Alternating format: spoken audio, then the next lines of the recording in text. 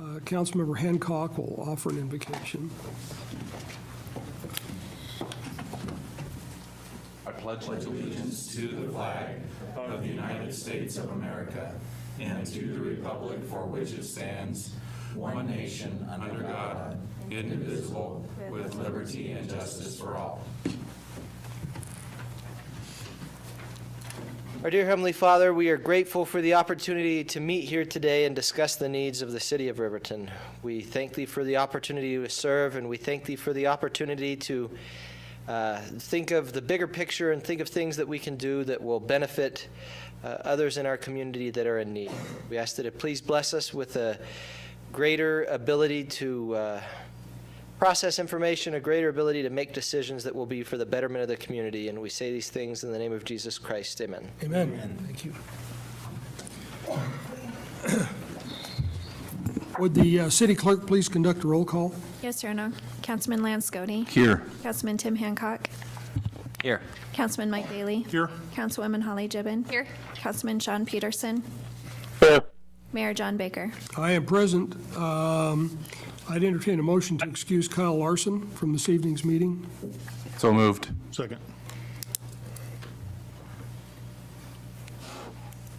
Moved and seconded. All in favor say aye. Aye. Any opposed? Mayor votes aye, and the motion passes. I declare that we do have a quorum.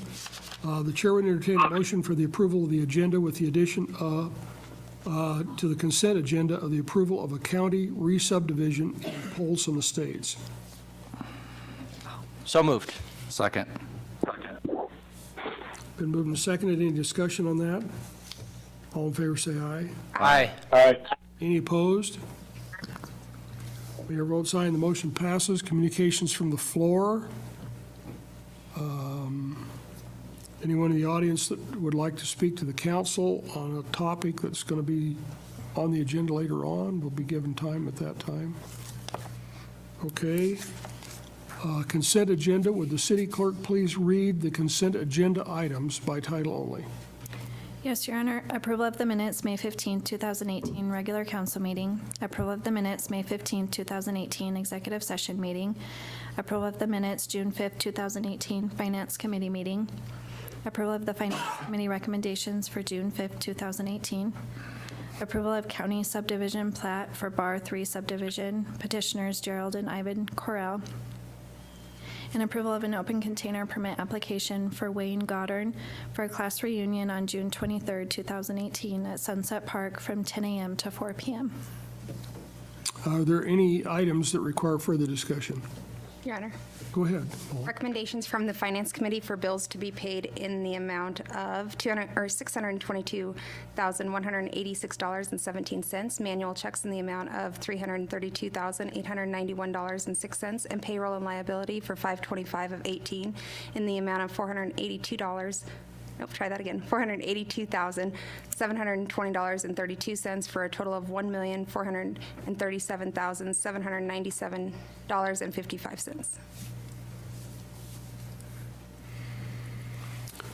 The chair would entertain a motion to approve the consent agenda. So moved. Second.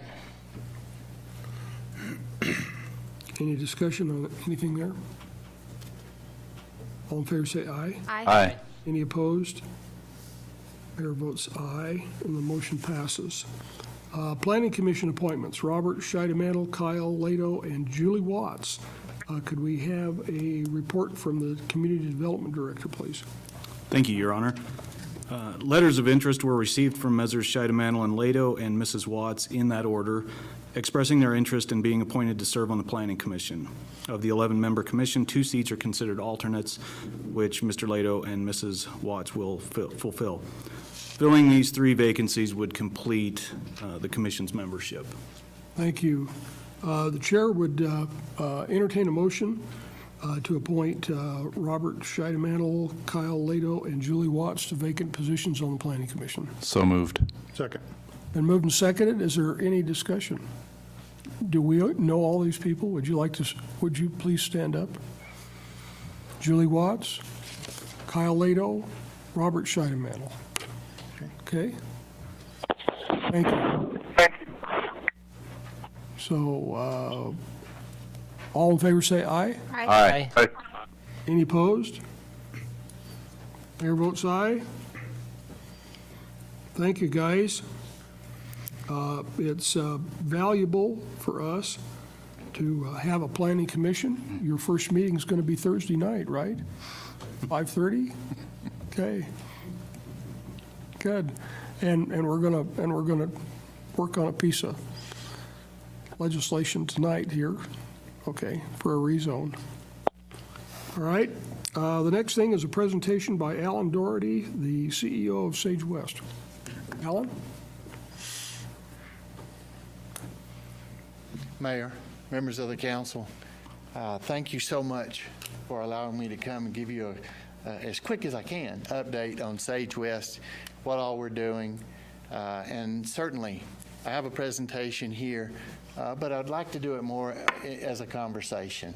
I will certainly take questions at the end of the presentation, but feel free to break in with any questions you may have as we go through the presentation. First, again, my name is Alan Doherty. I'm the CEO of SageWest.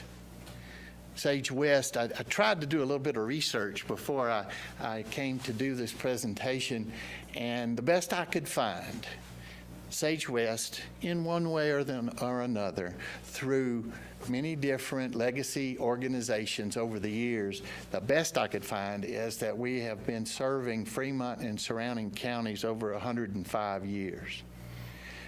With that, we continue with our commitment to serving Fremont, surrounding counties, Riverton, Lander, and all the communities that make that up, as we have done for over 100 years. What is SageWest? Who is SageWest?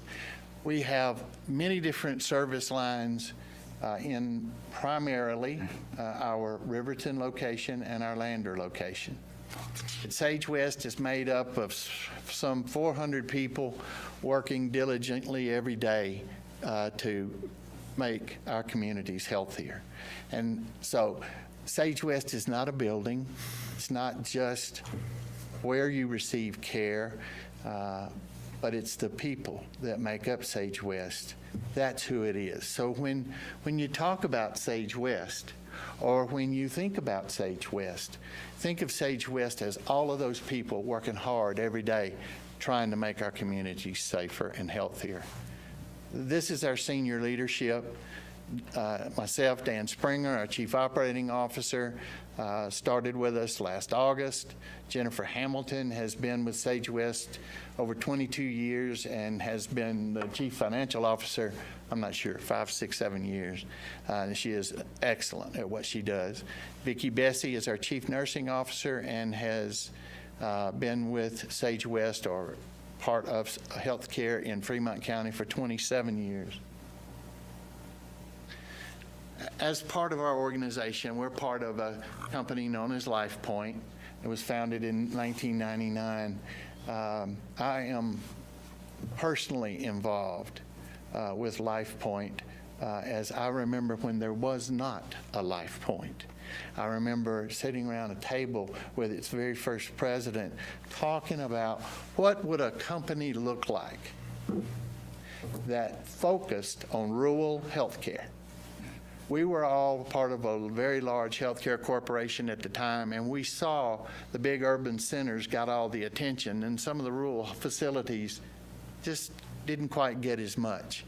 And we wondered, how could a company come to be and be able to survive focusing on rural healthcare? Well, that's what's turned into LifePoint Health, that is now a Fortune 500 company. SageWest, all of those people that make up SageWest then collectively are tied in and affiliated through the parent company, LifePoint Health. This is our board of trustees with Mike Jones as the chair. Our newest member of our board is Kathy Wells, the vice president of academic affairs at Central Wyoming College. We have a very strong board, and one that I think represents the communities we serve very well. Our Medical Executive Committee, these are the members, led by Dr. Jackie Nelson.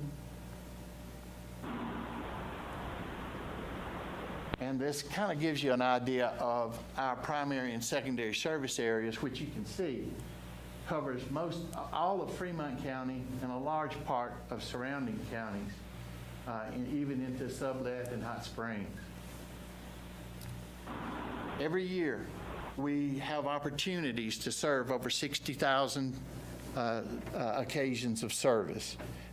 Some people may not realize that, but that's a lot of service that we give, and we are committed to continue to do that. And I've heard, especially over the last couple of months, lots of rumors about that I'm closing the Riverton Hospital. No, I'm not. Nothing could be further from the truth. I will relay one thing to you that happened to me about 3 weeks ago. My wife and I were flying in on Denver Air into Riverton, coming back off of a trip, and we were not able to land in Riverton due to weather. There was a big lightning storm on a Friday night, and so we had to divert and went into Sheridan. Well, wound up being stuck in Sheridan overnight and caught the 7 o'clock flight back into Riverton on Saturday morning. So there were 11 of us that were stuck together for that period of time.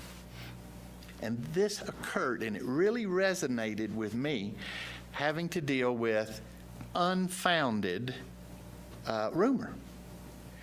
I'm either in the waiting room in the airport in Sheridan, or we were all put at the Best Western in Sheridan, all there trying to get something to eat.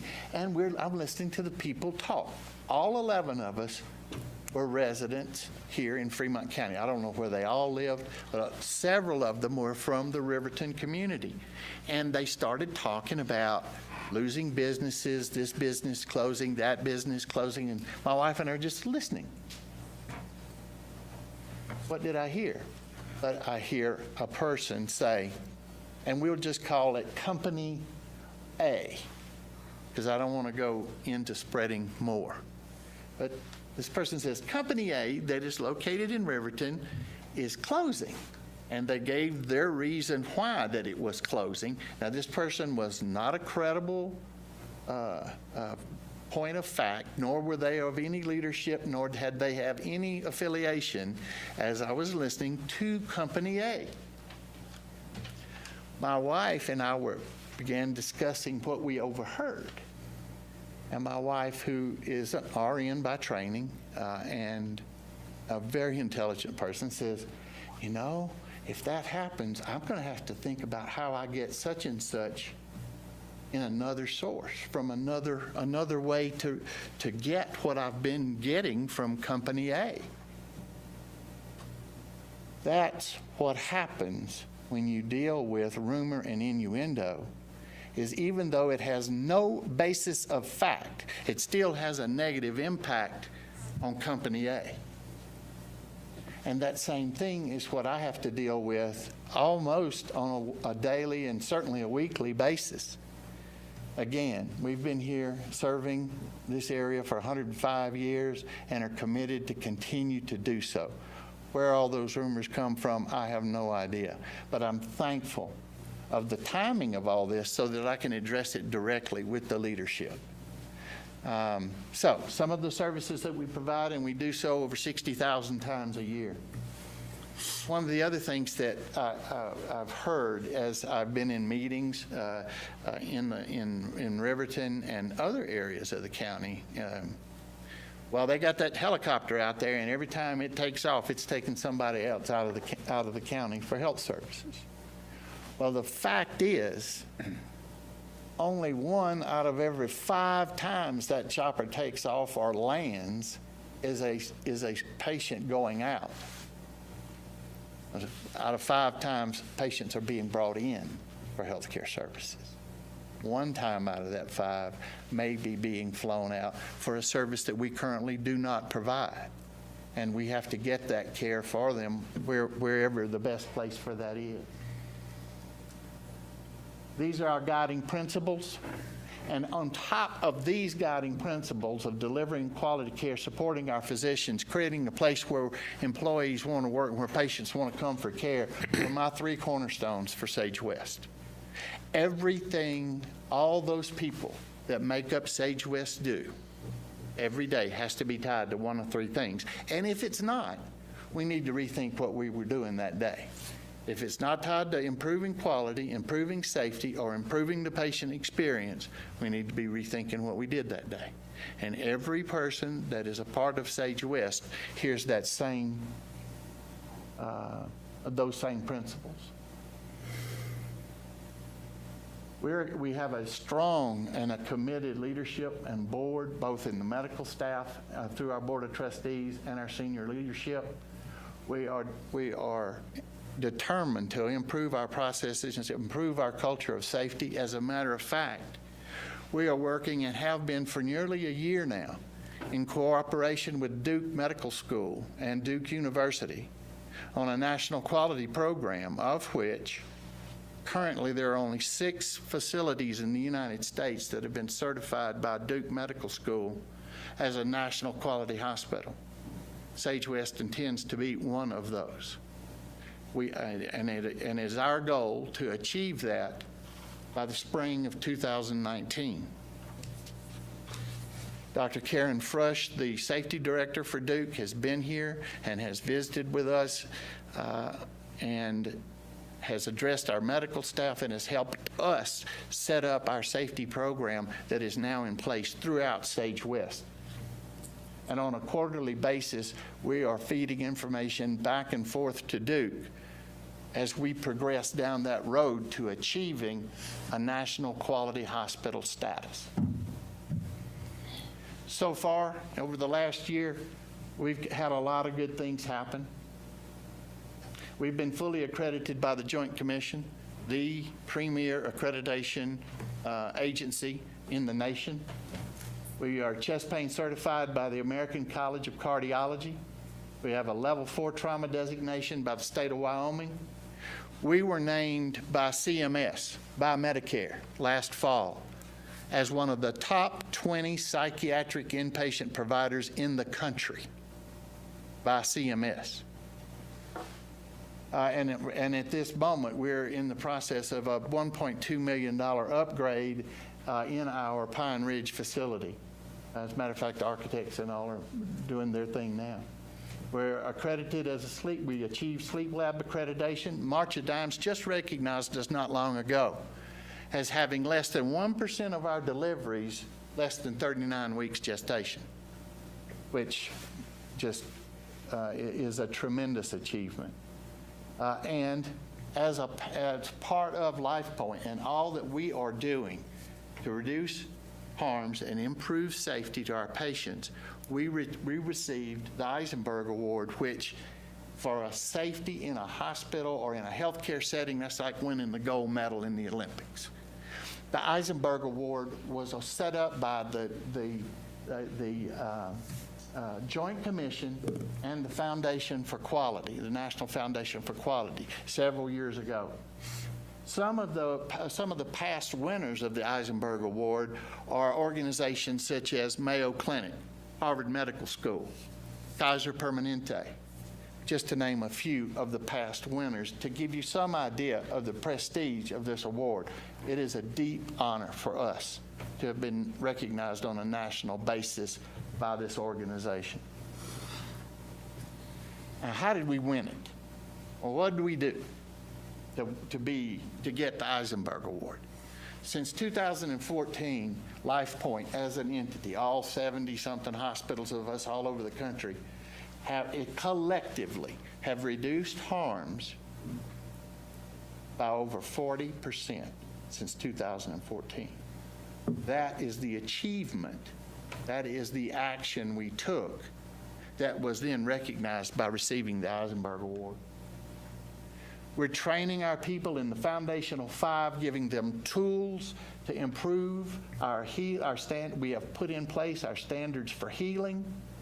We do hourly rounding. We do bedside shift reporting where the patient is involved in their care. As the nurses change shift from one shift to the other, the patient is a part of that sharing of information if they're able to do so. We're trying very hard to involve the patient in their care. It's been proven it works. It improves the outcome of the patient. Supporting our doctors. In 2017, we brought 5 new physicians to the area, from emergency medicine to orthopedic surgery, anesthesiologist, general surgery, pathology, and so far in 2018, we have or are about to bring 4 more physicians that have signed and are coming.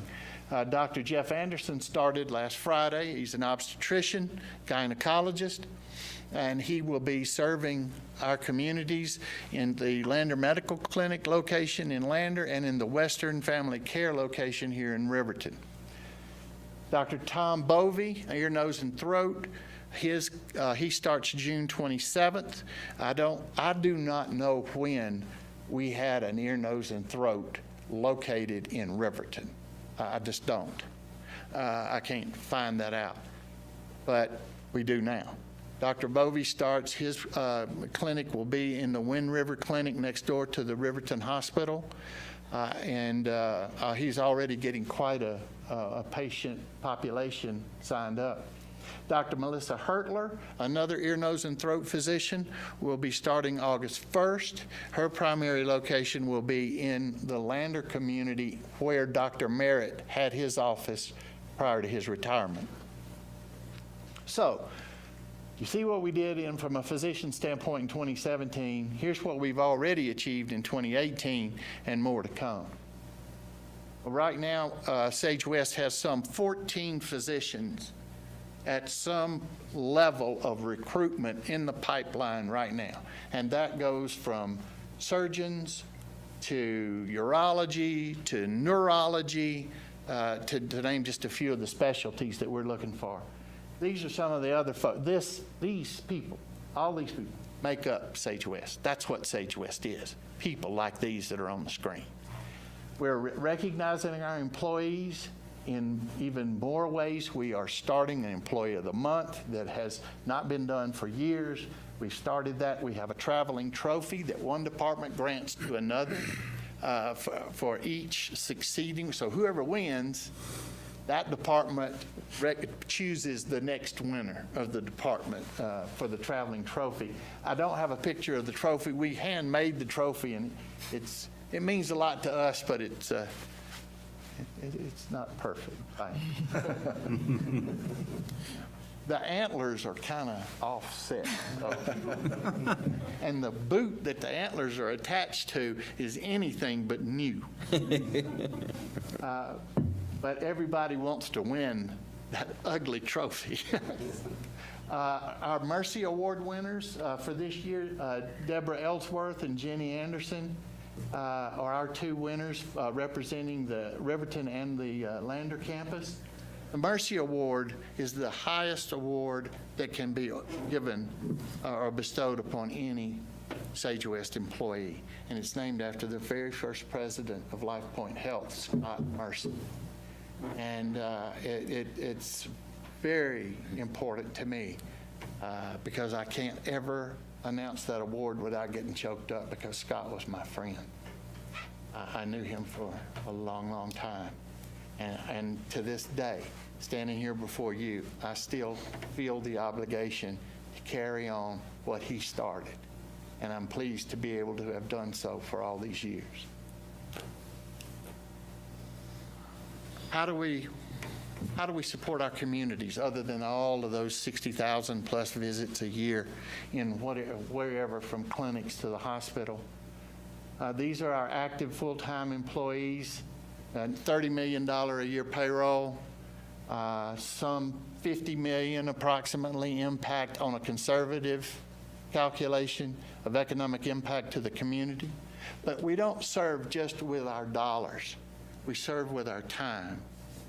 And we recognize our employees and we incentivize our employees to use their time to serve the communities, however they see fit.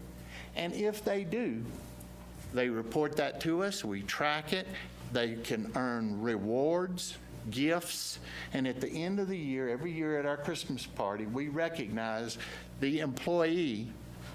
They get a monetary award as well, or that gave of the most time back to the community in service, either through service in community organizations, whatever it may be. So we're trying to incentivize SageWest, which is all those people, to use their time to serve our communities as well and reward them for doing so.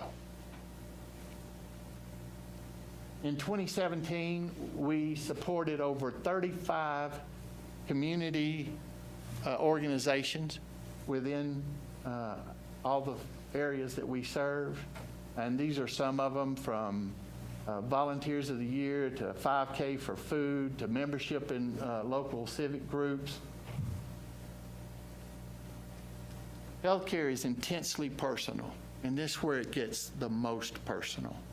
If we weren't here, who would be here to give $6.5 million in charity care to those who could not afford to pay?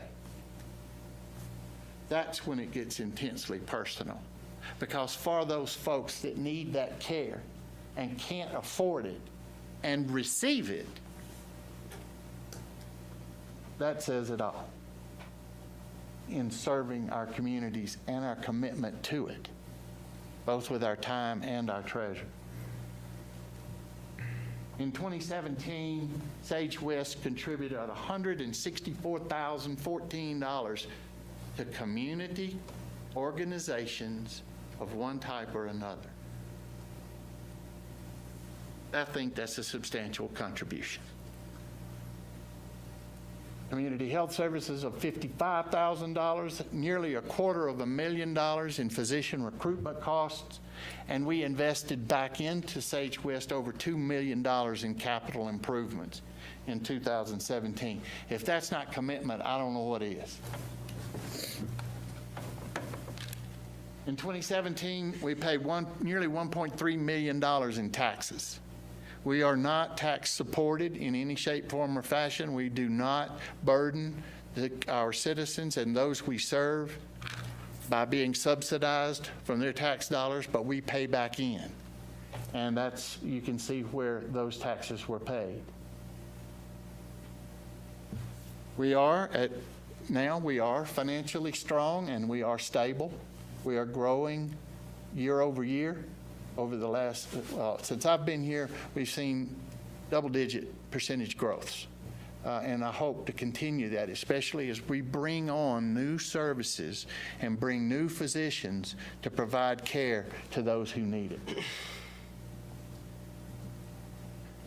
One of the most important things about SageWest and where we're going is we know that we must remain relevant to the communities we serve in a rapidly changing healthcare environment.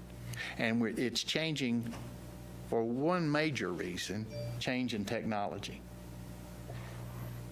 At SageWest, we are embarking upon a telemedicine program, fully from telecardiology, teleneurology, but more important than that, biometrics, to where we can monitor folks in their homes. And if they need care, we're able to intervene with our patients much earlier in the healing process. So we have a vision of being able to provide care way outside the bricks and mortar of our facilities, our clinics, our hospitals, but actually in folks' homes. And for the distances that we have to cover, we think it's important, especially for where we live and work.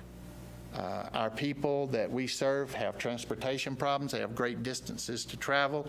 And if we as SageWest can intervene with them early on in that illness process, then we are remaining relevant, and we are then utilizing technology to make our communities healthier, which is our mission. We're embarking on that. We have a 26-month plan that we're on boarding now to achieve that type of technological improvement. And these are some of the things from endovascular, cardiology, we have that's coming down the pipe. We have Dr. Kevin Corville, an interventional cardiologist that's coming back to visit us June the 13th through the 19th with his entire family. This will be his second visit. And I hope that we're able to show the merit of joining us and providing care for Fremont and the surrounding counties to Dr. Corville. General surgery, I failed to mention Dr. Claude Miner, a vascular surgeon. He started 2 weeks ago, and he will be back. He's doing some intermittent work right now as he and his family are planning to move to the area. So it'll be great to have a vascular surgeon in our communities as well. Urology, we have a great new young physician, Dr. Waddell. Dr. Waddell is finishing up his training in Denver, and once his training is completed, then he'll be joining us in the specialty of urology. Neurology, during my time here, one of the things that I had to do that was not very tasteful was closing the inpatient rehabilitation unit at our Lander facility. We needed to deliver a better product. So what's in my eye is to recruit a solid neurologist that will then be able to serve as the director of our inpatient, new, revitalized inpatient rehabilitation service. At this point, we are actively involved in recruitment, but I have not yet decided, and until I have determined the physician that's going to be overseeing that service, where and in what form that service will be delivered. So all of that is to come, but that is what we're thinking at SageWest. How do we remain relevant into a rapidly changing future and provide the services that our communities want and need? And there are a couple other things I'd like to say before we get into questions. I know that Riverton experienced, and it was very traumatic on Riverton when we had to close the OB service in Riverton and consolidate that service in Lander. That is one of those difficult decisions that changes in health care require, either from an economic standpoint or from a quality of service standpoint. And in some cases, both, economic and quality. So we've had to make some hard decisions. We've made some unpopular decisions, but we've always had our head and our heart in one place. And that is, how are we able to continue to be relevant and provide services in our area and do so economically responsible, being responsible economically, and also delivering to the patient what they need. So with that being said, thank you for allowing me to come and update you on what we're doing, what we're thinking for the future.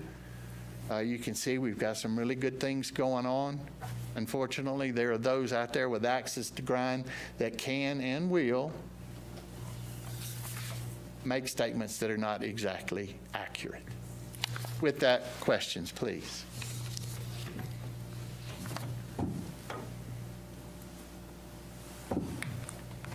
Anybody on council? Tim? This is maybe into the nitty-gritty a little bit too much, but I want to ask this because it's a topic that's near and dear to my heart, and that is billing. There's nothing worse than getting 50,000 bills whenever you have a hospital visit. Do you know what I mean? I do. I was just in the hospital 3 months ago, and I got every one of them. Right. So it's fresh on my mind. You know, you've got the anesthesiologist, you've got, everybody's going to send a bill. Is there any way that that is ever going to change in the future, because, man, it would certainly be lovely to get one bill. I'll answer it this way. It is likely that in the future that will change. Today, under federal law and under the regulations that we as healthcare providers have to live under, it has to be that way. If you have an independent provider, an anesthesiologist or a pathologist that may not be employed by SageWest, then I am by law prohibited from billing for that provider. If that provider is an employee of SageWest, then I can. So that reduces the number of those bills you get. So until regulations and federal law change, or until all of the providers are tied to one provider, no, it would still have to be all those different bills. It's a shame. It's also very difficult to keep up with. Yeah. Well, and it's hard to know when you're done. Do you know what I mean? Because as a layperson, I go there, and you know, the employees don't all have something stamped on their forehead that says property is SageWest. You know, I'm being a little tongue-in-cheek there, but you know, so how are we as a layperson supposed to know who's involved with you and who's not? When are we done paying you? You know, we get done paying one bill and then another one floats out of the middle of nowhere, and it's like, where did this come from? So, I mean, I get what you're saying, but I guess just in terms of your goal of serving the public, that seems like it'd be something good that I would appreciate. I agree. I don't disagree with you at all, but it's the law of the land today. Thank you. Thank you all. Oh, hey, Your Honor, yeah, Sean, have you got a question? I do. One of the questions that I've received from, I apologize for not being there tonight, sir. I'm stuck in North Carolina for training for work, but one of the questions that I do have is labor and delivery seems to be a hot topic for everybody I talk to because of having to go to Lander for any baby deliveries. Is there any plan in place? You might have covered it, but my internet and cell phone is kind of sketchy over here. Thank you for your question. To answer your question straight up, no. It is my intention to continue to provide OB services as far as labor and delivery part of those services in one location and not duplicate, because over the last year since I've been here, there's been no demonstrated need from a volume perspective for me to operate 2 labor and delivery services, which just drives my costs through the roof. Also, I have tried very hard to recruit an OB doctor just for Riverton without success. So until something changes, either from a volume and or a provider standpoint, my intention today would be to continue to provide OB labor and delivery services in our Lander location only for the foreseeable future. Okay, thank you. I appreciate your honest answer, and you know, now the honest answer's out there, and hopefully that'll kill some of those rumors that you were talking about, because we hear all kinds of them, and I just wanted to give you an opportunity to put forth the correct answer to hopefully squash some of the rumors, sir. Yes, thank you very much. I will reiterate, we have brought a new OB-GYN that started June the 1st that does provide clinic OB-GYN services in Riverton at the Western Family Care location. So the folks can get their care there, but when it's time to deliver, they have to do that in Lander. Thank you, sir. You're welcome. Hopefully not Hudson in between, right? Amen. I know what that feels like. I delivered a baby. I did. Many years ago. Thank you, Alan, for coming. Thank you for having me. Appreciate your willingness to share with us tonight. Help us to understand the situation a little bit better and and maybe give us some information that we can use. And the one thing that I'm sure I left a lot of things out, but SageWest has a huge investment in our communities that we serve throughout Fremont and surrounding counties. I don't think folks realize we are committed, and we've got over 100 million reasons to be committed, because that's the amount of our hard assets investment in our area. So, are we committed? You bet we are. Are we going to continue to provide services? You bet we are, where they're needed. It's up to the communities to decide which and how much of a service is provided. If one's not, I know one of the things that happened that was very unpopular was when I stopped doing emergent surgery after hours, after 5, and on weekends, because there was only 9 cases done last year after 5 and on the weekend. I can't make that work, either from a quality standpoint or from a financial standpoint. And when that type of scenario presents itself, the decision is already made for me. So what do I ask for? I ask for support us. If you haven't tried us and you need health care, maybe you want to rethink. Thank you. Thanks, Alan. Thank you. Okay. Next, consideration of Shafer Aviation LLC lease agreement.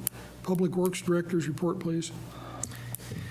Thank you, Your Honor. Coming before you is another lease agreement for the airfield. This is similar to the one that you considered at the last business meeting. This is an aerial application company. Before you is the Exhibit A. We did not include that in the packet.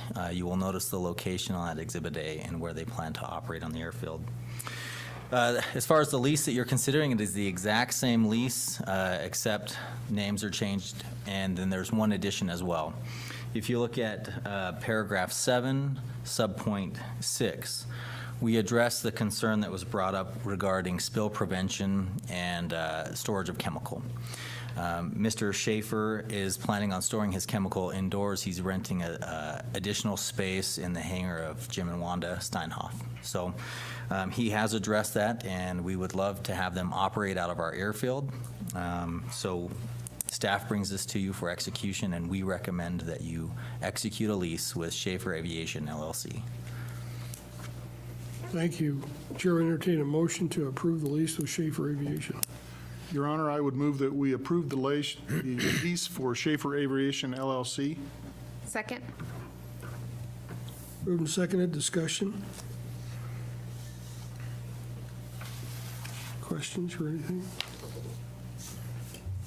I've known Mr. Shafer for, I don't know, 15 years, I guess. Okay. All in favor, say aye. Aye. Any opposed? Chair votes aye, and the motion passes. The next item is a public hearing. Consideration of ordinance 18-007, first reading. Rezone 3402 West Main Street. Community Development Director's report, please. Your Honor, I will abstain from this item. Okay.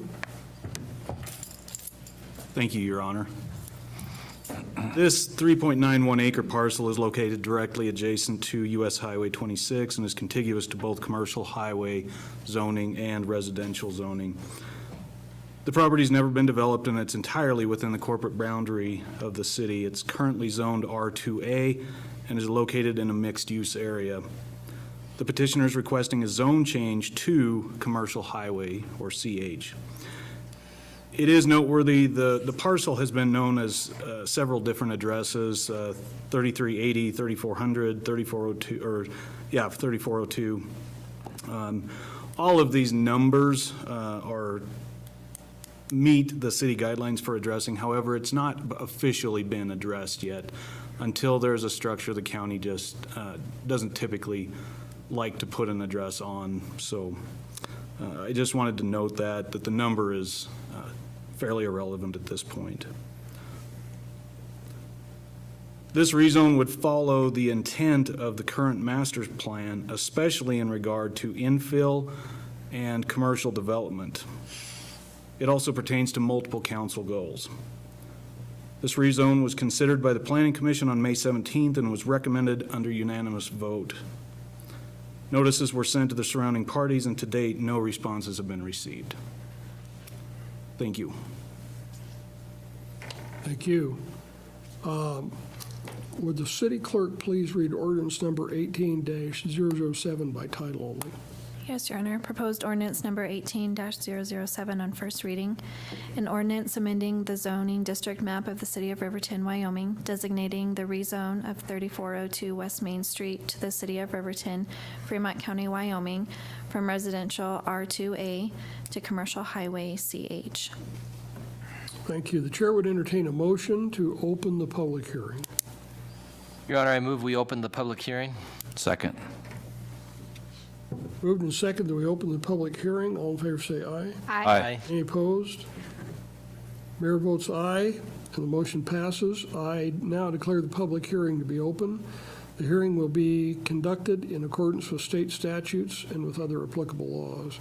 I would ask those individuals wishing to address the council to approach the podium and identify yourselves for the record. Is there anyone in the audience that would like to speak on this issue?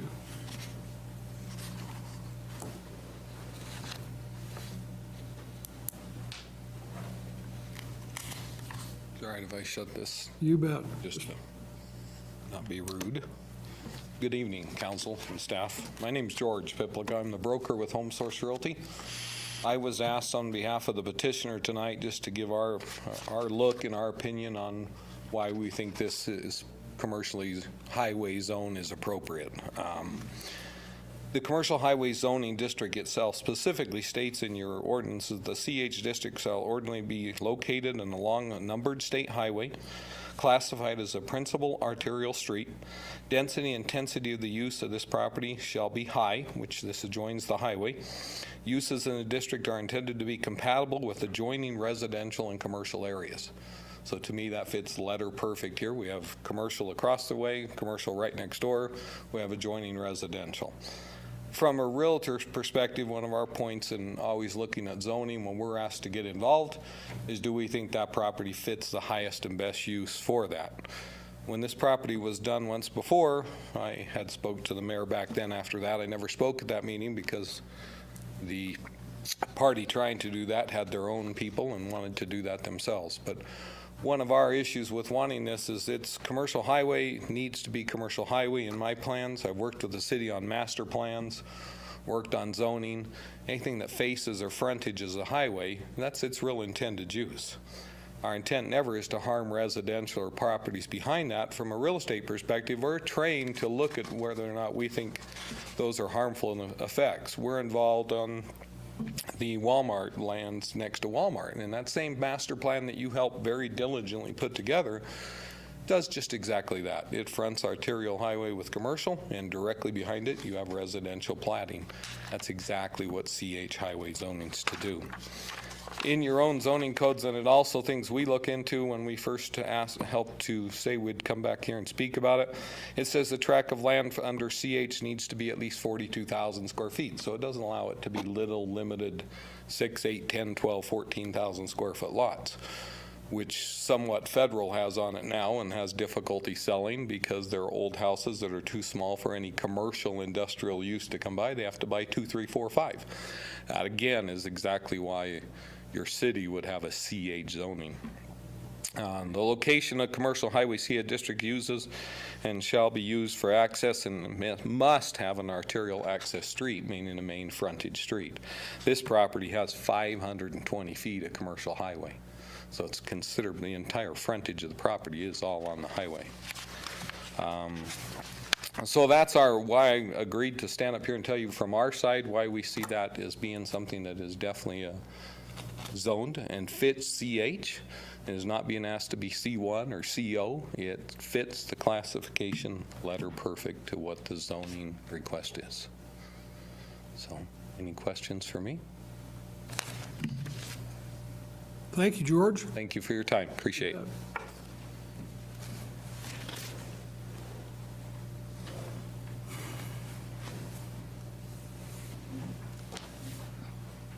Anybody else want to speak on this issue? All right, Yeah, go ahead. I was a little slow on that one there. Good evening to each of you. I know a few of you. I don't know many of you. Those that don't know me, I'm Drew Bott. And if I gathered correctly from what George was saying, I believe I am the commercial property across from this place. I own Bott Monument out there on West Main. I just want to share a few things regarding this from a standpoint of a business owner. Personally, I thought it was a shame last time that that property was not made into whatever was proposed that it be made into. I believe it was a Tractor Supply. I think that was a tragedy that was not done. I think it is an incredible blessing that we have an opportunity to do the exact same thing with a piece of property that sits fallow. With regards to, I think, some of the concerns that were here last time, I'm sorry I did not come and address the council. I didn't participate in any of that. I spoke with, I know Holly Gibbon at my office. She came up and asked my opinion regarding it. I gave her mine. I wasn't aware that there would be much opposition towards it, since it is simply a fallow field where across from that field, there's me, a defunct car lot that's now a junk car lot, state highway sheds with a backyard being the cemetery. I didn't figure, since we weren't dealing with beachfront property in Hilton Head, South Carolina, that there would be much issue regarding putting something there that would be a boon for those in the community. And the reason it would be a boon is I find it very interesting. I put some notes down here from Mr. Doherty. Isn't it interesting that those rumors have even started? All rumors, no matter what it is that they are, generally have their genesis in some fear or concern, whether unfounded or real. Nonetheless, they're there. And it's interesting, he puts down what they'd like to create: a place people choose to come for health care, a place physicians would like to practice, and a place employees want to work. I've been contacted by the hospital to host luncheons occasionally for doctors wishing to come. Frankly, and I don't think it would be difficult for you to understand this, Riverton, Wyoming is a difficult sell. When you drive down Federal and other places and you see the number of vacant buildings, it's awful difficult to get a young family to come and say there's a great future here. Yet we have an anomaly in City Park where citizens have created an awesome place for kids to be able to come. But without businesses here in town, there's going to be no families that bring children to sit at that city park. So from my standpoint, I love alliteration, always have. And so if you remember not too many things, remember, fallow fields lead, unfortunately, to flatlining finances for everybody involved, including the city.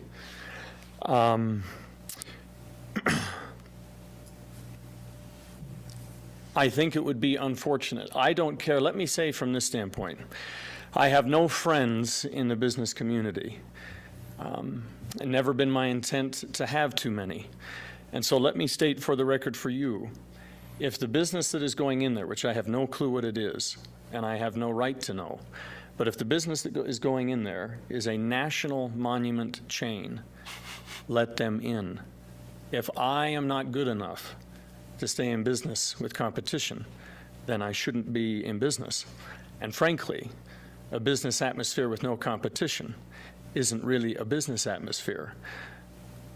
We need that businesses to come here to town to bring some life back to a community. There are too many empty buildings, and there's too many fallow fields that can be turned into things that would be positive. I can't see any reason why we would not want a field to be turned into something that produced families and finances. So, from Bott Monument standpoint, regardless of what is going to go in there, we would welcome any commercial business to come and support that area of town, which is desperately in need of other businesses there. Any questions for me? Thank you. Any other comments? Seeing none, I would entertain a motion to close the public hearing. So moved. Second. Moved and second to close the public hearing. All in favor say aye. Aye. Any opposed? You still there, Sean? I think that's enough. Yes. There he is. There he is. Okay, you're yes, okay? Yes. Okay, all right. Mayor votes yes, and I now declare the public hearing to be closed. The chair would entertain a motion to adopt ordinance 18-007 on first reading. So moved. Second. Discussion? Lance? Your Honor, and I'm not sure who to direct this to, perhaps Eric. Can you tell me why it would have been zoned R2A to begin with, given its location? And I know you've only been here, it kind of puts you in a little bit of a place, but perhaps you've had an opportunity to research that. Or can Honor. throw something out there. That's a wonderful question, and I had asked myself the same thing. My guess is that because it's contiguous to the lots behind it, it just got lumped in with those. Although I have not found definitive evidence of why it would have been zoned. It should have always been commercial highway Right. from a planning perspective. Right. Thank you.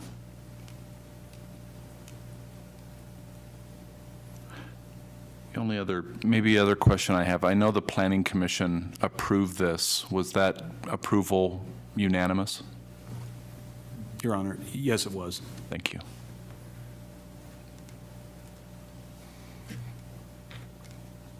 Any other questions?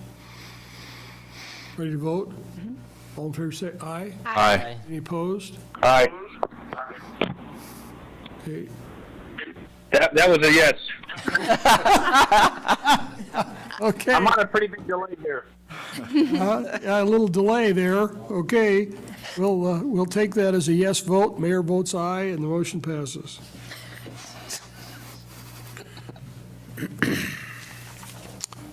The next item is a public hearing and consideration of ordinance 18-002, first reading, updating the city engineer references throughout the Riverton Municipal Code. City Administrator's report, please. Thank you, Your Honor. On April 17, 2018, Council adopted Ordinance 18003. There was some discussion about that because ultimately we did find out that we were pulling on a thread that unraveled a little bit. We changed the city engineer to community development director, but city engineer references within the code were extensive. There were 56 of them. So since that time, what we have done is identify all of those items. At that point, we sat with our city clerk, our public works director, our community development director, and myself. And we went through each and every one of those references to determine where it was appropriate to modify to provide it to the public works director or the community development director. What you have before you right now is the result of that synthesis, if you will. So that was the process that we generally went through, and in being respectful of time and not going through every single change that we have made, all of the changes to code have been addressed with staff, and this is recommended. I would note that while many of these items could easily have, we had many conversations where something, well, maybe this is community development, or well, I can see public works involved. Items in here involve the street, the airport. One of the good things that has come out of this is the communication associated with any of those processes. While there is an approval process where somebody has to sign off, our internal processes are also being developed in regards to how our departments communicate. This is going to provide a much better foundation for our ongoing operations in the way we address all of these items. So at this point, I would stand for any particular questions you have within the code, and luckily, those individuals who are actually going to be responsible for that are also here and were involved in it. So thank you very much. That is all we have, and we do recommend approval. Would the city clerk please read ordinance number 18-002 by title only? Yes, Your Honor. Proposed ordinance number 18-002 on first reading, an ordinance pertaining to all city engineer references throughout the Riverton Municipal Code and repealing all ordinances or parts of ordinances in conflict therewith and providing for an effective date. Thank you. The chair would entertain a motion to open the public hearing. I move we open the public hearing. Second. Moved and seconded that we open the public hearing. All in favor say aye. Aye. Any opposed? Mayor votes aye and the motion passes. I now declare the public hearing open. Hearing will be conducted in accordance with state statutes with other applicable laws, and I would ask those individuals wishing to address the council to approach the podium and identify yourselves for the record. Your Honor, there is a distinct lack of people standing right now to speak, so I move we close the public hearing. Second. Okay, moved and seconded, we close the public hearing.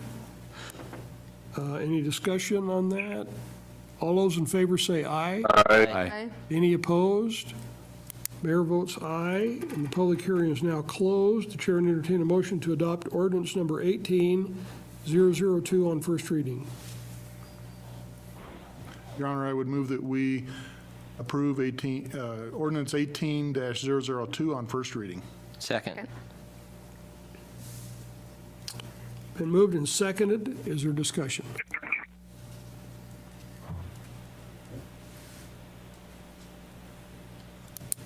I have a question. Okay, early on in our discussion on this, we felt like we might have to have several different ordinances, but we've got it all pulled together into one, huh? Go ahead. Yes, Your Honor. Kristen, when we were looking at it, I think it was only a little more than a week ago, we found out that because of the way this has been done, we were able to do it in only one reading. One ordinance, huh? And that was thanks to Kristen's research, so we would thank her for not having to do 3 or 4 different. Because there's how many total references to the city engineer? 56. 56. Thank you, Kristen. Good job. We're going to start running out of ordinance numbers. Okay, all right, anything else? All in favor say aye. Aye. Any opposed? Mayor votes aye and the motion passes. Personnel policy revision, city administrator's report, please. Thank you, Your Honor. On the May 8th work session, we had the opportunity to go through all of the proposed changes to the personnel policy manual. And as we did it at that point, I won't go through every single one of those, but I will cover the items, the changes that we made based on the feedback that we received at that time. The Section 1.11, which is the probationary period, has also is turned into introductory period as a verbiage item.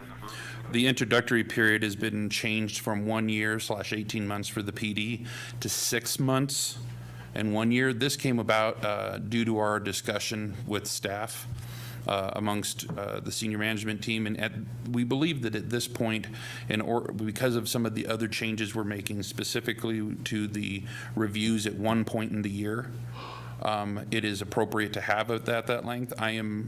Historically, I have been used to those same numbers, and looking at the way we review our staff, if we can't determine that we are okay with a person in 6 months, or a police officer after the academy within a year, then we probably have some looking internally to do. So staff has suggested those changes, so that those periods of time have changed.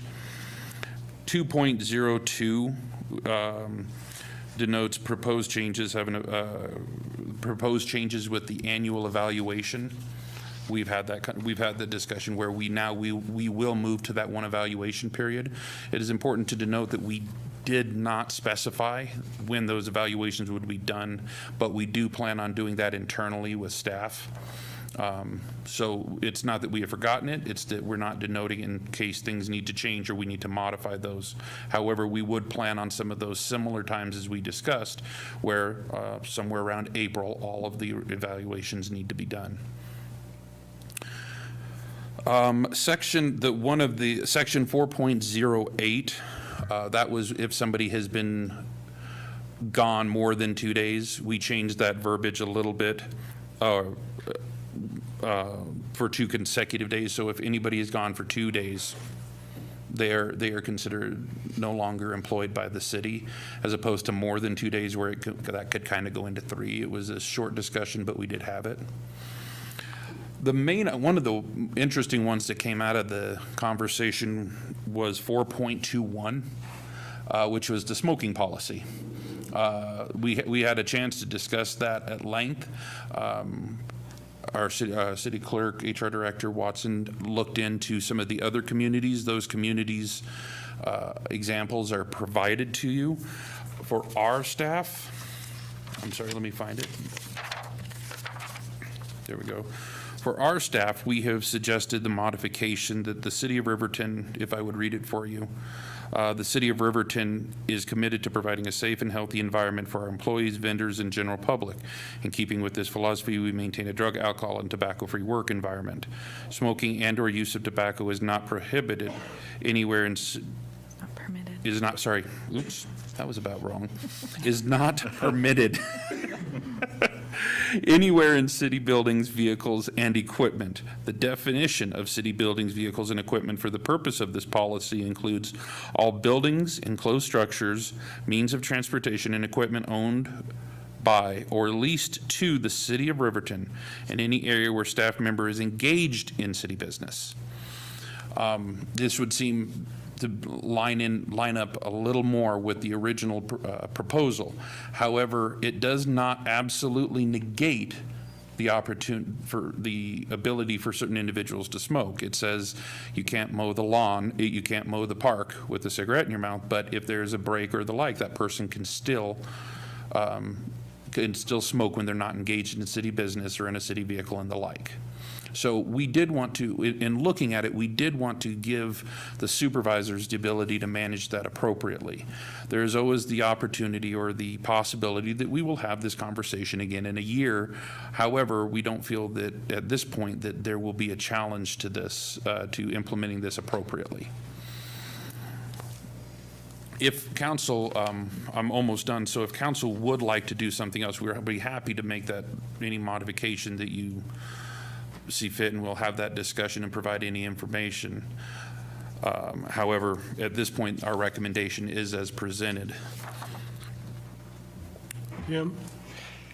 I brought this up when we had our work session, but 4.14 still says employees can't be mayors or city councilmen, which is fine. I get not wanting to have them be a member of the city council in Riverton or the mayor of Riverton and be an employee. Of course, that doesn't, you can't do that. That doesn't make sense. But there are employees that I know of that are mayors or city councilmen in other jurisdictions, so I think it'd be easy enough just to specify that. 4.14. And I apologize, that was mentioned, and I take responsibility for that miss. That's on me. In order to move forward on this, if council so chooses, they could motion to modify that section of the proposed language to say may not be elected officials of the City of Riverton, and would be simple enough. I think that'd work. I'd make that as a motion for a modification to what you've got proposed here. Second. Moved and seconded. Any other discussion on that? All in favor say aye. Aye. Aye. Any opposed? Mayor votes aye. Okay. Do you want a motion on the tobacco?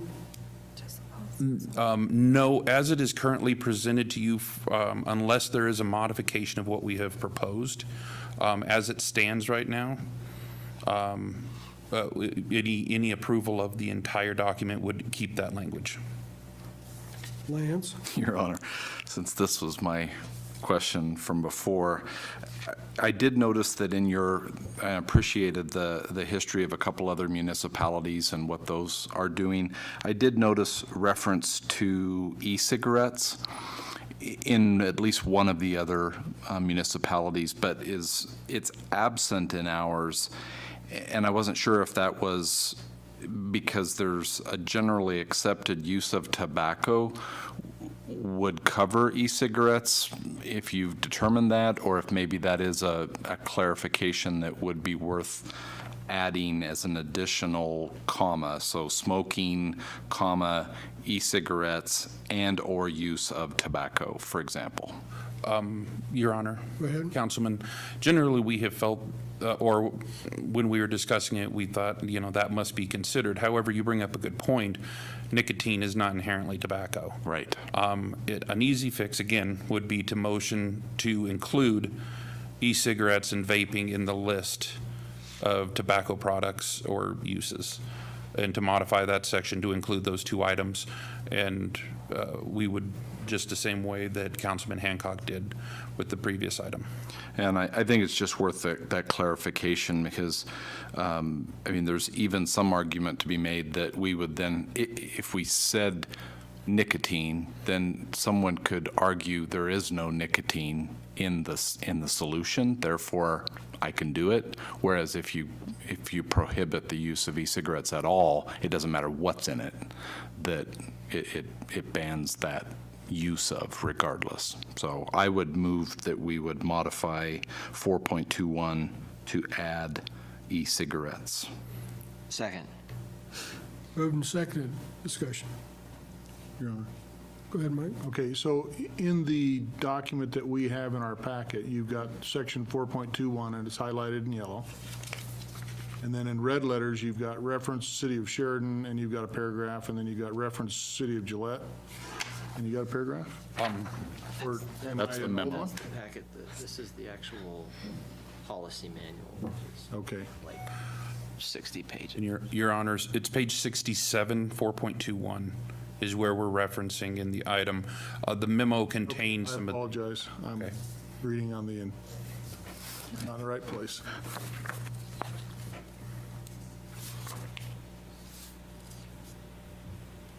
All in favor? Aye.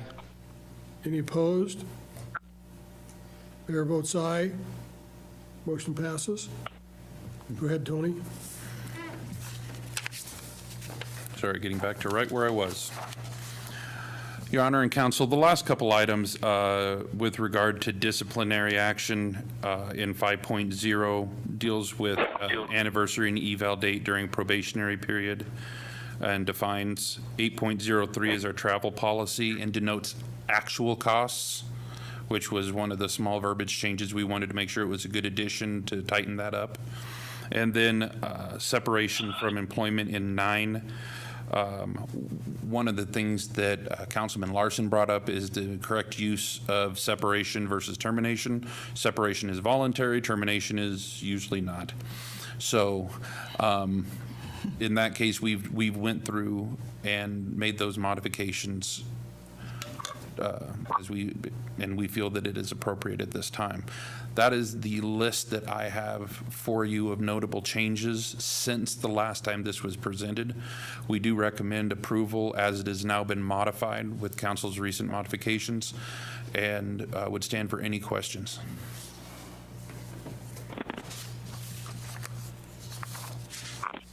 The chair would entertain a motion to approve the personnel policy as amended. So moved. Second. Moved and second. Discussions? I think we did it. All in favor, say aye. Aye. Aye. Any opposed? Mayor votes aye. The next item is a public hearing and consideration of Resolution 1376, FY 17-18 Budget Amendment. The Finance Director's report, please. Thank you, Your Honor. Before you, you have Resolution Number 1376, which is the Budget Amendment Resolution for fiscal year 17-18. Statutorily, the staff is required to review the fiscal year budget prior to year end and make recommendations to the governing body to adjust any appropriations for cost centers that are overexpended or may potentially be overexpended at the time of the fiscal year closing. Most changes to our budget are in accordance with statutory requirements and have been absorbed through line item transfers or appropriations that have previously been approved by the council. As of today's date in the general fund, there are 3 individual cost centers that have been identified as needing some adjustments prior to the end of the fiscal year. That includes the city administrator budget, administrative services, and community development.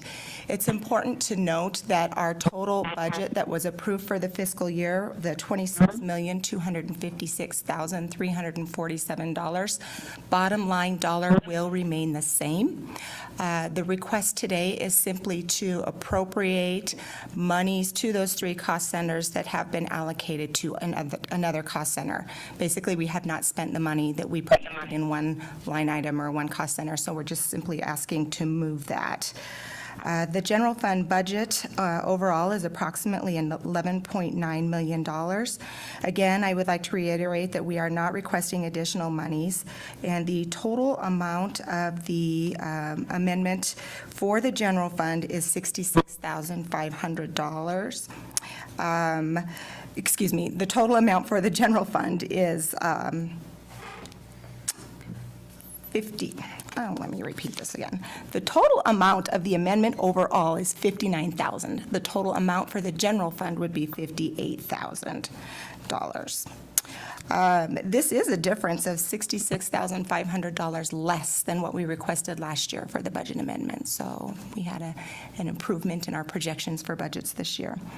As far as the enterprise funds go, there is only one cost center that warrants an adjustment to the enterprise fund, and that is for the Airport Center Terminal Building. And that amended request, the adjustment is for $1,000. This request stays in line with the approval of the council goals, category number 6, to maintain a sustainable budget and a clean annual audit. And it is now our recommendation for approval of the 2017-2018 budget amendment. Thank you. Would City Clerk please read resolution number 1376 by title only?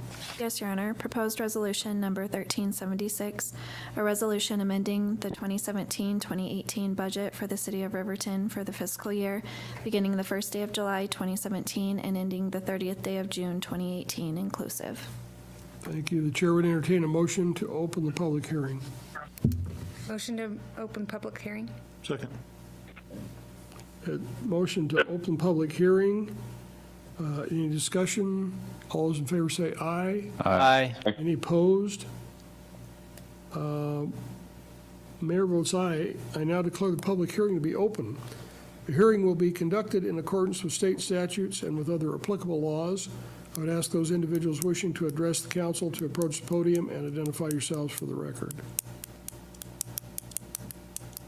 I don't see anybody.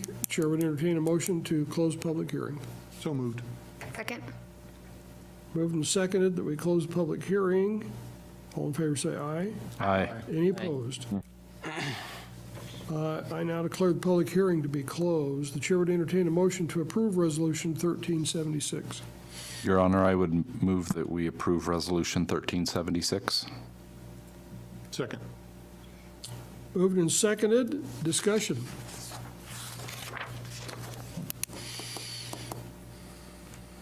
No discussion. Okay. All in favor say aye. Aye. All opposed? Mayor votes aye and the motion passes. The next item is council committee reports and council members roundtable. Ms. Gibbon, have you got anything for us tonight? I have nothing, Your Honor. Sean, have you got anything for us tonight?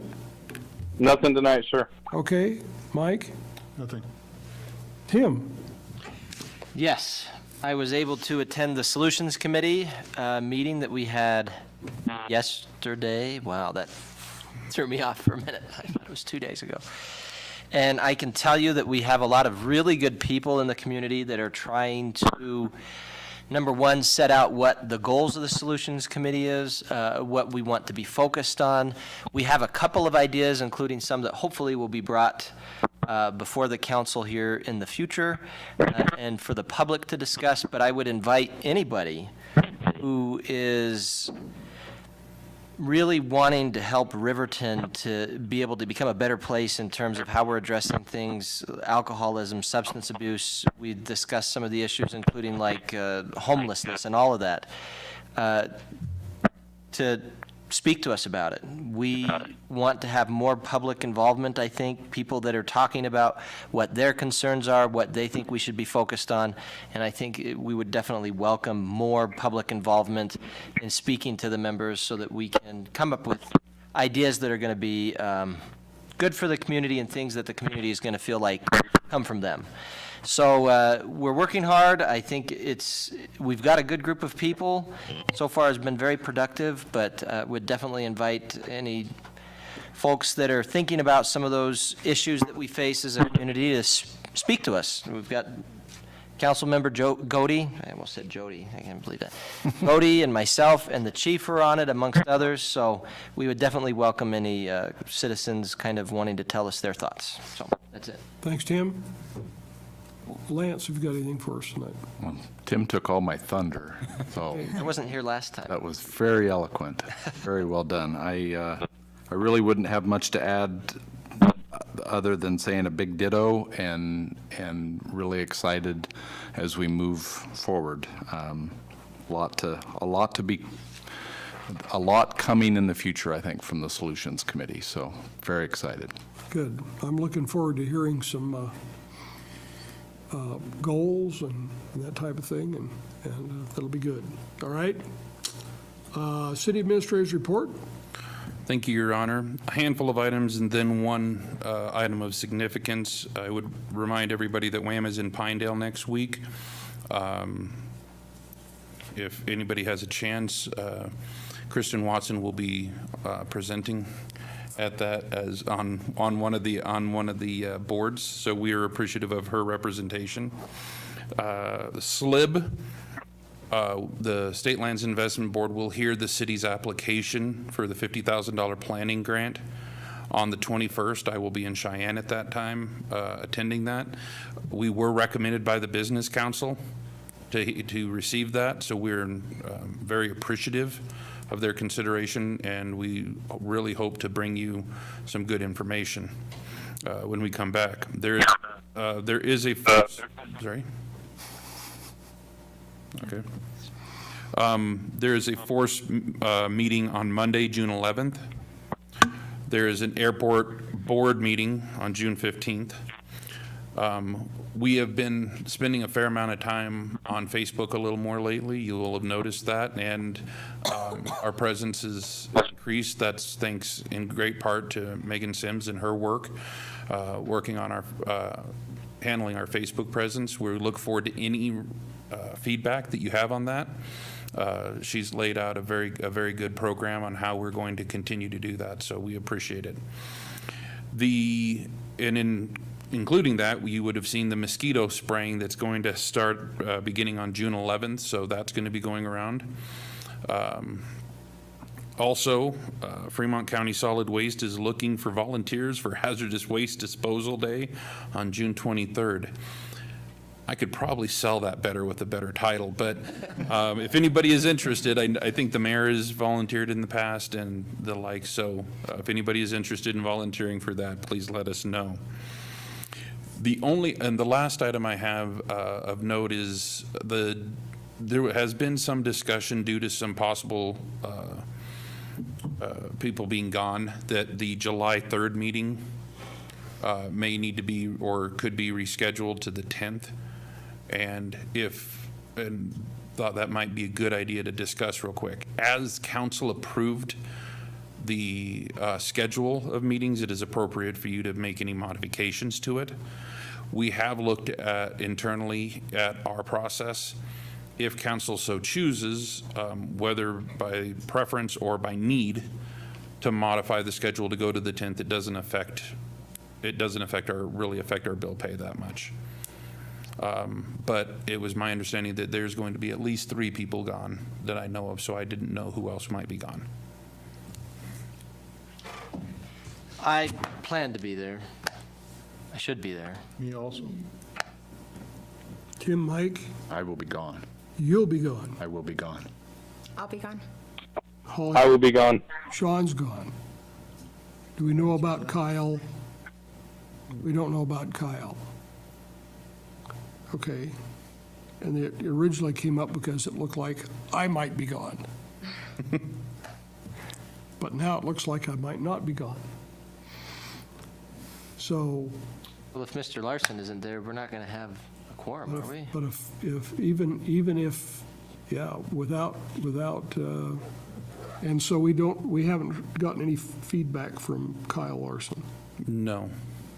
Okay, well, I guess we can't. Well, I guess we could say, it doesn't look like we could have a quorum If there's a risk, we could move it, as long as there's nothing pending. that's urgent. Your Honor, at this point, we don't know of anything that is absolutely necessary that must happen at that meeting. Okay, If that were to change, of course, we'd bring it back to you at the 19th meeting, but at this point, we don't have anything that couldn't be pushed to a week to the 10th. Okay. So instead of having Your a Honor. work session. Sean? What, in the original email, didn't it talk about the bill paying? That would postpone it? Is that an issue, Mia? If she's there, I don't know if she's there or not.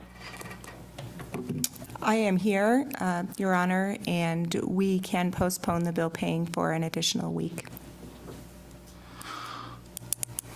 So we can make that work. So let's move our regular meeting from July 3rd to July 10th. So moved. Okay, moved by Mike, Second. Seconded by everybody. Meeting. okay. All right, all in favor say aye. Aye. Aye. Any opposed? Mayor votes aye. I guess we moved it, Tony. Okay. One other issue that kind of is related to, could we bring that up now? Is the Finance Committee. You know, a couple of times in the last couple of months, because of employment needs and that type of thing, we've wound up kind of short on finance. And so I wonder if we could, so right now it's Holly and Lance and Tim is finance. I wonder if we could appoint the other 3 city council members to be alternates, just to make sure that we've got somebody here to take care of finance. Does that sound like a, I'd move for that. Tim would move for that. Second. Tim, Mike. Okay, appoint alternates, finance. Okay. Any other discussion? All in favor say aye. Aye. Aye. Mayor votes aye. Good. Okay, I can't be on it because the city code specifically says I'm ex officio. So it's a city council, it's a council activity. Okay. All right. Are you done, Tony? Yes, Your Honor, I have nothing else for you. Okay. So, mayor's comments. I attended the joint revenue committee meetings for the state legislature. They were here in Riverton yesterday and this morning still. And one of the topics that came up there is how to, the state wants to figure out how to get rid of the $105 million direct distribution to cities, towns, and counties. And so there was quite a little bit of discussion about how you would replace that. And one of the thoughts was a local option sales tax, so that the local community could vote every 4 years for a sales tax up to an extra penny to provide general fund revenues to the community. And so for us, that would almost, if people voted in favor of it, would almost replace the $1.4 million that we get from the state out of mineral royalties money with sales tax. So the city would be whole. But if you look at a town like Pavilion, they could go ahead and pass an extra penny sales tax, and it would raise $0 because in their community, they have no businesses that would pay sales tax. And so then for small communities that don't have any kind of significant tax base, and they don't have any significant shopping, pushing those guys onto that. And the whole idea behind direct distribution has always been to push money towards smaller communities. And there was a recalculation of that formula a couple of years ago, led by Representative Madden, and his idea was to make it even harder on the big cities. And so Cheyenne and Casper lost ground, and they weren't too excited about that. But I think we made a little bit of money here. Lander and Riverton got a little extra money. But the two major cities, and Jackson, I don't think Jackson did very good. So at any rate, but what did happen was then the small communities like Pavilion and Shoshone, and they got more money out of the substantial increase in that. So it was an interesting discussion. They did move this local option sales tax bill forward to the next meeting, which I believe is in September, of the Joint Revenue Committee. But they want a solution to this. And we're hopeful that in the next couple of months, WAM and the County Commissioners Association will be able to come back to this committee with a single proposal. And it sounded to me like if that proposal made sense, they would move it forward. So right now, the County Commissioners Association is looking at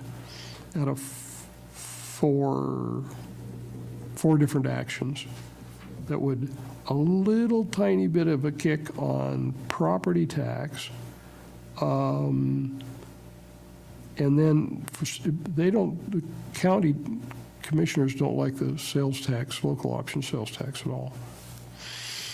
And the problem would be like in a city like Cheyenne, where more than half of the population of the county lives inside the Cheyenne city limits. Then Cheyenne could basically vote for a local option sales tax, and then if the county tried to come with a general 1 cent sales tax countywide, it wouldn't go. And so they think that would really limit the county's ability to raise funds under the local option sales tax. This is so complex because there are so many different streams of money, and then the dispensing of that money by the state, practically every one of those operates under a different formula. And so it's very difficult to predict what a little change would do. But a half a cent in, looks like right now that a half a cent in sales tax, general state sales tax, would provide enough new money to replace the $105 million in direct distribution right now at this, plus give the state a little bit of extra money. And so that might be a way to go. So new money might come from a little increase in property tax, and then, but we're stuck. The county gets 12 mills, and the city gets 8 constitutionally. So without a constitutional amendment, you couldn't change that number. But what you could do is change the tax base. So right now, you pay, commercial pays 11% of the assessed valuation. You could raise that to 11.5. Legislature could. So at any rate, and then they all talked about state income tax. Okay, and that is the obvious way to balance the budget, and then there wasn't a single person that would move that. So I don't think that's likely to go anyplace. That and beer tax, not going anywhere. That won't go anywhere, yeah. And so we thought, well, gee, that's really interesting. But it's an interesting process, and If you've never been involved in that, you go to those hearings and see what they're going to do and how they do it.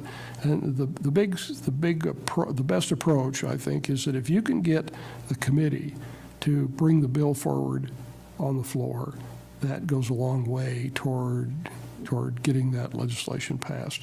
If the committee won't move it, and then you try to introduce it, individually, get your local representative to try to introduce that. Then it just gets assigned back to that committee and is dead, didn't get anywhere. So right now, that's the way to do it. They started out this process last year, trying to figure out what to do. The state right now just doesn't see that coal is going to come back to what it once was, and they really have to find something else to make it work. So it was an interesting process to be involved in and to listen for a few hours to see how they were going to talk about it. It was surprising to me how favorable everybody around the table was toward making sure that cities and towns and counties are provided with a share of mineral royalty money, the state's wealth. But right now, that's less than what we had to divvy up, so it makes it very difficult for us to maintain services.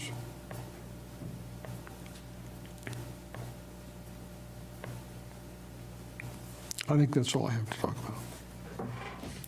So the chair would entertain a motion to adjourn the regular council meeting. So moved. Second. Moved and seconded, discussion. All in favor say aye. Aye. Any opposed? We're done at 8:36.